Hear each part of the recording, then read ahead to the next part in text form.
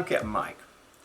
I've had a few viewers ask me the question, what can you pour plaster into certain kinds of molds? And some of them were referring to ceramic molds, that is a mold that's made out of fired clay, such as this one, which is used normally to fire frit in, or glass. And more recently I've had some ask me about plaster molds. They had purchased plaster molds or had plaster molds that they wanted to know, because you put plaster in the mold and mold plaster in them. And of course I always tell them that no, plaster generally will stick to plaster and you've got a big mess. And normally that's the case, and I know it is the case if you was to rehydrate one of these plaster molds like these. But what we're going to do is we're going to pour some plaster into dry plaster molds. We're going to pour it into a ceramic mold, and we're going to pour it into this dental plaster mold here. It's plaster, but it's a lot denser. It's a different type of plaster.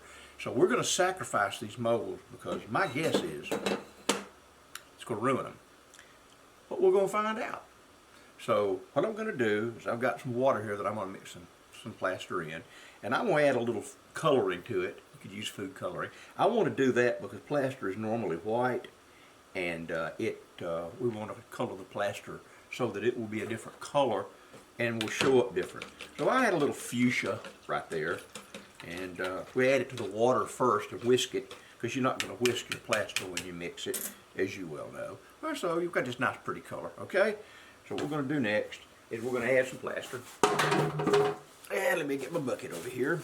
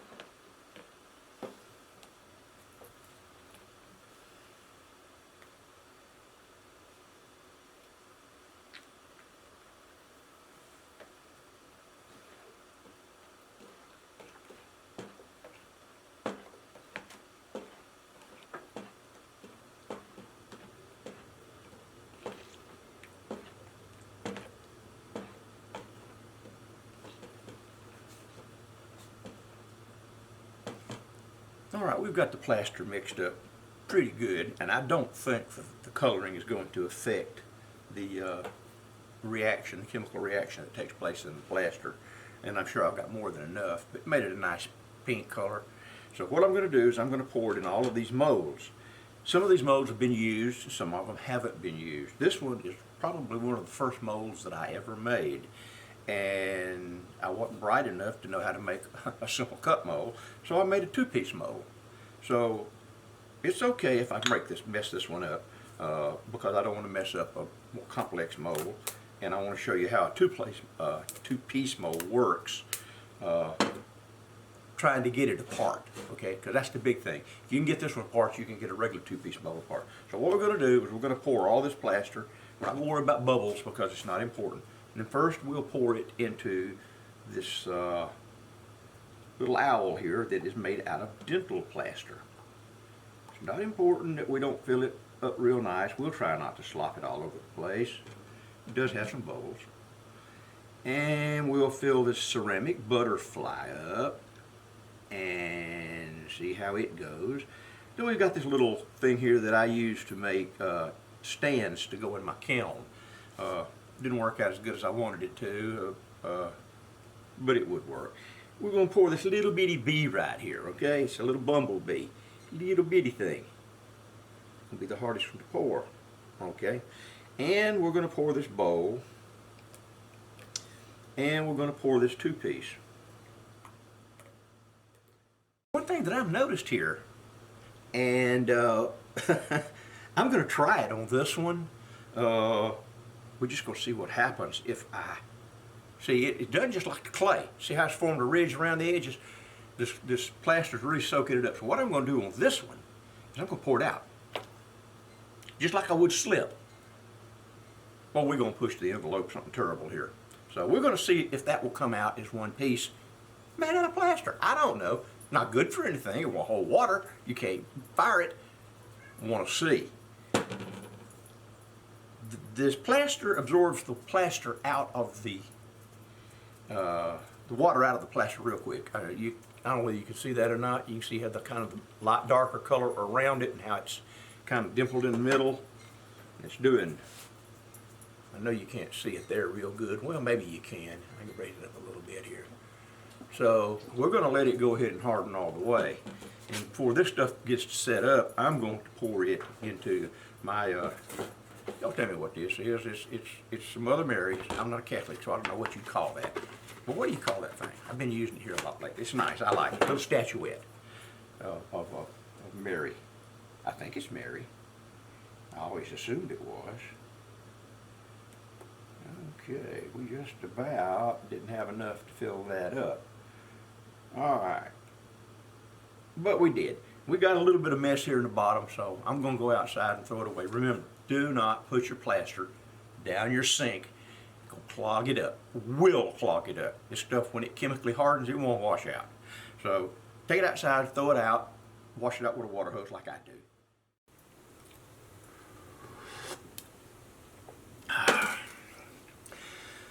Well, I waited overnight for all of this plaster on plaster and plaster on ceramic and so on and so forth to completely set up. And before I left yesterday afternoon, I added 3 more little experiments over here. I took some plaster molds and I sprayed one of them heavily with vegetable oil, the stuff that comes in a little can, and then I sprayed this one with some mold release. I mean, it soaked right in. It must have been a lot of alcohol, I don't know, but I sprayed it heavily. And then this one, just for the heck of it, I sprayed with some Clean Guard furniture polish, because I thought it might have a lot of wax in it or something. I don't really know. And of course, this one, I guess I mentioned it to you. I fully hydrated the mold, just fully hydrated, soaked it in water until it would take no more. Then I poured it, and each one of them has a little different color plaster. I used orange on this and blue on this one, and of course these had red. And just to recap really quick is that's just a regular plaster one, and this of course is the ceramic one. And this is a dental plaster mold, and these are just 2 small molds. And this one, remember, I poured, it started to set up, and I poured the extra plaster out as I would slip, just to see what would happen. And this one is a 2-piece mold, and I'll try to get it apart and see what happens. Now this was what I did, what was left over with all the pink. This is the way plaster should unmold. From silicone, you just peel the thing off. These plastic molds are a little bit more difficult. I can't remember whether I usually use vegetable oil. I can't remember, so this could break coming out, but normally they just come right on out like that. That's all you have to do, and you get a nice little molded piece. And this, of course, is reusable. That's just those of you who have never done it. Might be somewhat redundant for those of you who do. So now let's get to the real experiment. We'll wind this thing up. Get yourself some coffee or some cocoa or something and sit back. Okay, let's start with the most obvious one. Let's start with this one right here. Let's see what happens. There's going to be some banging here, so I'm probably, if I bang it a lot, I'm going to edit it out. Okay, so let's just start banging. So I may even have to get on the floor and bang it. The mold pieces come off of it. It's not coming out. Hold on. Be right. I've got this piece of granite to maybe help. So let's shove all this up out of the way. I want you to get a good look at it as I destroy all this, okay? Maybe I won't get anything in my hot coffee, my hot cocoa. But I'm tearing the mold up. I have got nowhere to get this piece out yet, nowhere close. Well, you can see the mold is going to destroy, and this thing has not come out at all, okay? So I could dig it out, but why would you want to do that? You destroyed your mold. So plaster, even if you make a shell, is not going to work. All right. Just a little bit in here is more what I think people were talking about when they said, well, can I use a plaster mold to make a plaster inset, or a cast? And I think they were talking about maybe, using little things with flat, so that flat bottoms on them, with a whatever. In this case, it's a B, as a cast. What they were going to do with it, I don't know. But hey, we all have great ideas, and I'm sure this is one of them. But you're not going to be able to use plaster mold to do it. Yep, there you go. It's already started breaking, and there is no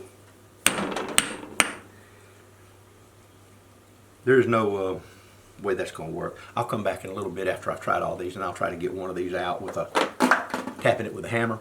Well, let's just move on real quick, okay? All right, this one right here looks like it's got a lot of relief around it, okay? Let's just see if we get lucky, all right? First, I'm trying to tap it so that if it did come out, you could use a mold again. But all it's doing is chipping it. And now you hit it harder. It's not coming out. I can hit it hard enough to destroy the mold. It won't come out. This is the dental plaster Owl.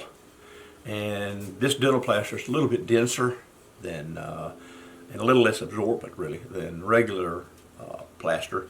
But we're going to see. We'll first try to get the piece out.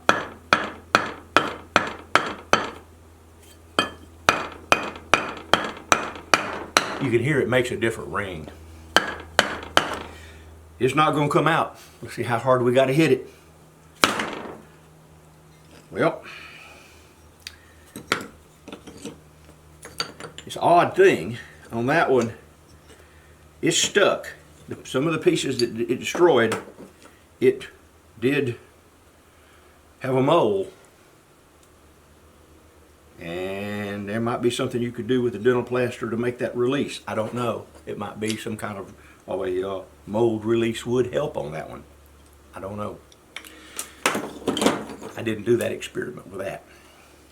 So let's get over here to this one that I know is not going anywhere, because this is how I glue plaster to plaster. When I have a broken mold, say I wanted to glue this back together right here, say it just fell and broke off a piece, I hydrate the original until it's fully hydrated and mix up fresh plaster, stick it between the middle, push it together, clamp it if I can, and 9 times out of 10 makes a perfect mend on plaster. I think I have that in a video somewhere. So let's take this thing, and I'm going to go out and hit this on the floor, so hang on just a minute.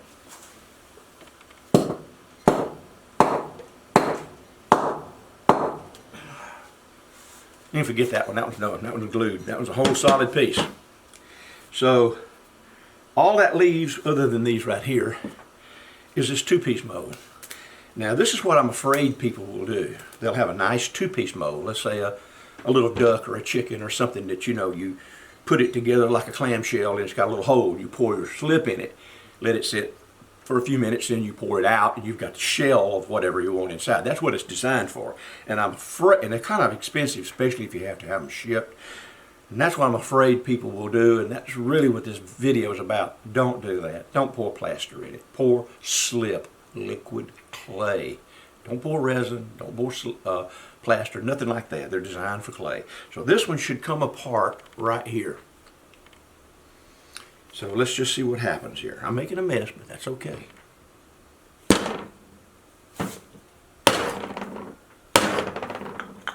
Boom. Now it did come apart. Believe it or not, that one came apart, and I don't know why. It may be because of the design, but this is a very rugged design. I mean, it took a whack or two, knocked some chips off, but believe it or not, it come apart. I would not suggest that you do that because that's good for nothing. I can't imagine what you'd want to do with it, and I would think that if you had a more fragile part inside with extremities going here and there and whatever, that it would break them off. But there again, I pulled the experiment off, and that did work. And I'm somewhat pleased because that was the first mold I ever made. And it's still good.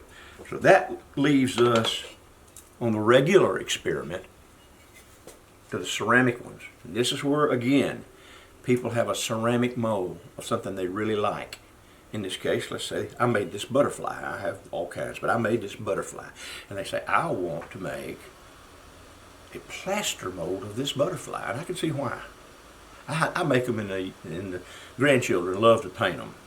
So they say, that's great. I've got this ceramic mold I bought or was given, and I want to make it. So here's what's going to happen to your ceramic mold, I think. It might pop right out.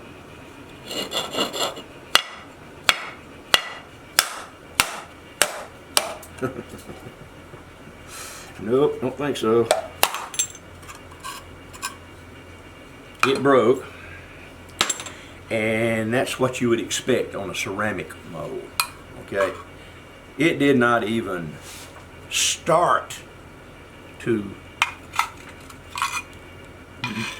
release the plaster from the mold. You can see it, every bit of it in there is still just as tight as it ever was. That's a definite no-no. Please don't do that. So that leaves us to, can we use a release agent? Well, I don't think there's any plaster in my cocoa yet. Oh, it's getting cool though, I'm gonna have to drink it quick. We have a little turtle here, and we used furniture polish.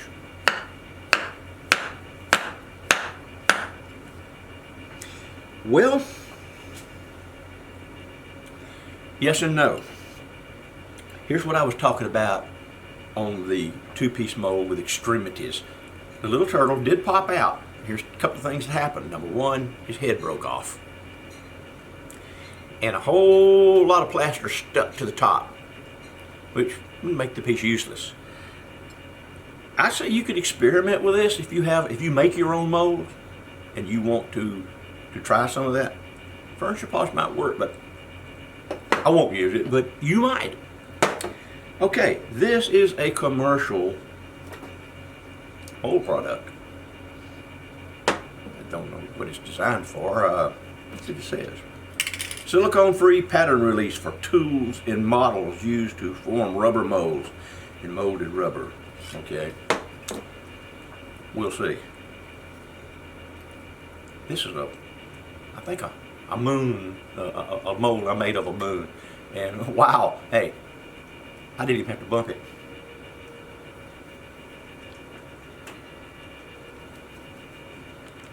So, I'm going to say that will work. I really covered that up good. And since the mold did not need to absorb any water to work, the release formed a barrier, and it did pop out. So don't try it on an expensive mold, and make you some molds and experiment with it and check on whether this is a viable product or not. It may be so expensive you don't want to use it, but for the sake of this experiment, that molded, that worked. Now, let's get to the last one. And that is this one that I sprayed with vegetable oil. And I really loaded it up. I put so much vegetable oil in this thing I had to shake it out, okay?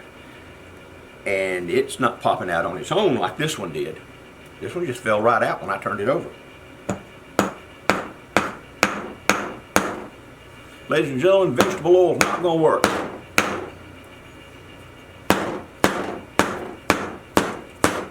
So, you can see right there where it chipped off the plaster, it is thoroughly stuck to the plaster. The plaster original to the plaster mold. That's a no-no. This one almost worked with the furniture polish, but I still say it's because of all the stuff on the top, it's a failure. This one did work, and because it worked, I'll do another video on another complete line of molds. I'll even make some molds so that I'll have some unique ones, and I'll get a couple of these products, and I will do, just for grins and giggles, another video on it. So we'll wrap that one up, folks. If you want to mold plaster, get the proper mold. Silicone or plastic. Amazon and eBay are just full of them, and they're not expensive. You can buy them at Hobby Lobby. I think that's where this one comes from. And use whatever kind of plaster you want to use in those, or concrete. Do not put plaster in a plaster mold. If you have something like this, you can try it, and you can try all of this. I mean, by all means, try it. It's a lot of fun to destroy things. So, have at it. My official opinion is, as I said before, you can't put plaster in a plaster mold, with one little exception. So there you go, folks. Thank y'all for watching this. I hope that it solved some issues that some of you may have, answered the questions.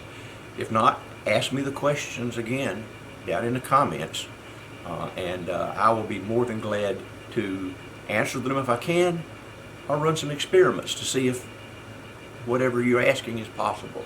So, I'm Captain Mike. That's my video on this, and I'm out of here.